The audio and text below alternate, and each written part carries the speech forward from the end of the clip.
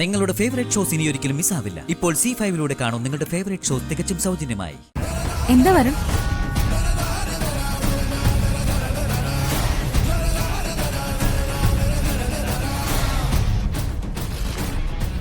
ഒളിച്ചുകളി നടത്തുന്ന ഒരാളോട് അതിന്റെ കൂടുതൽ വിശേഷങ്ങൾ ചോദിക്കുന്നതിൽ അർത്ഥമില്ലാന്ന് എനിക്കറിയാം. എങ്കിലും ചോദിക്കുക, ഇവിടെ വേറെ ആരെങ്കിലും വന്നിരുന്നു? എവിടെ? ബാൽക്കണിയിലോ? എന്റെ അടുത്തോ? ആര് വരാനാ? ബാൽക്കണിയിൽ വരുന്നതിനെ കുറിച്ചല്ല, ഈ വീട്ടിലാരെങ്കിലും വന്നിരുന്നോ? ഏതെങ്കിലും പെൺകുട്ടി? വരുൺ എന്തൊക്കെയാ ചോദിക്കുന്നേ?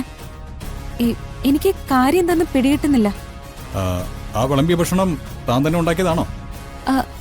അതെ. ഉറപ്പാണല്ലോ അല്ലേ? ബാക്കി ആരൊന്നും പറഞ്ഞില്ലല്ലോ. നന്നായിരുന്നു എന്ന് വരുണും പറഞ്ഞു. അതൊക്കെ കേട്ട് മനസ്സ് സന്തോഷിച്ചു നിൽക്കുമ്പോ ഇത്തരം ചോദ്യങ്ങൾ ചോദിച്ചാ എത്ര സങ്കടം വരുമെന്നറിയോ? ഈ സ്വർണം ഉരുക്കുന്നത് കണ്ടിട്ടുണ്ടോ? ഞാനേ കുഞ്ഞുനാളില്ല ആദ്യമായിട്ട് കാണുന്നത്. ഇത്രയും വില പിടിച്ച സ്വർണം തീയിൽ എന്തിനാ ഇടുന്നതെന്നാ ഞാൻ അന്ന് ചോദിച്ചത്. പിന്നെയാണ് എനിക്ക് മനസ്സിലായത് അതിന് തിളക്കം കിട്ടണമെങ്കിൽ തീയിൽ തന്നെ ഇടണമെന്ന്. അതുപോലെ ഞാൻ അന്വേഷിക്കുന്ന സത്യവും. പലരെയും തീയിൽ നിർത്തി പൊള്ളിച്ചിട്ടേ എനിക്കത് കണ്ടെത്താൻ പറ്റൂ.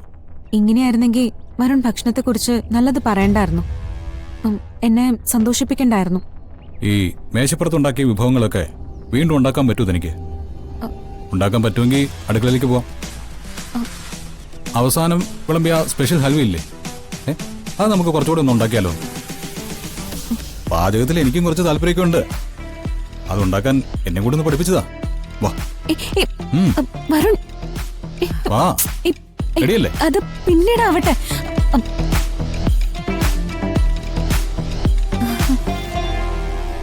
എനിക്കങ്ങോട്ട് വരാവോ?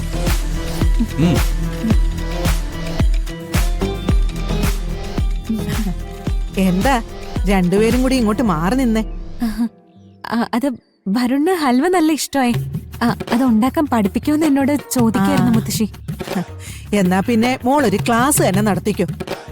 ഇപ്പൊ പത്മിനി എന്നോട് പറഞ്ഞതേ ഉള്ളൂ, അതിന്റെ കൂട്ട് പ്രിയങ്ക മോളോട് ചോദിച്ച് ഒന്ന് പഠിക്കണോന്ന്.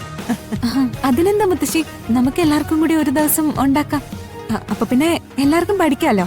കേട്ടോടാ, ഇപ്പോഴത്തെ കാലത്ത് പെൺകുട്ടികൾ വീട്ടിൽ വന്ന ഒരു കട്ടൻ ചായ ഇട്ട അതിന് 100 കുറ്റങ്ങൾ പറയാൻ കാണും. ഇതിപ്പോ പ്രിയങ്ക മോളെ എല്ലാവരും കാത്തു നിൽക്കുന്നതേ പ്രിയങ്ക മോക്ക് അറിയാവുന്നത് എല്ലാം അവളിൽ നിന്ന് പഠിക്കാന്. ഭാഗ്യം ചെയ്യണം ഇങ്ങനൊരാളെ കിട്ടാൻ. ഈ ഭക്ഷണം ഉണ്ടാക്കിയ ആളെ സ്നേഹിക്കണമെന്ന് എനിക്ക് തോന്നുന്നുണ്ട് മുത്തശ്ശി.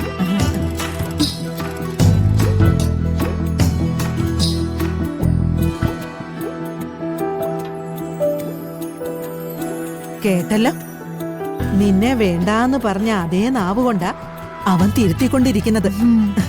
എല്ലാം ശരിയാവും കേട്ടോ.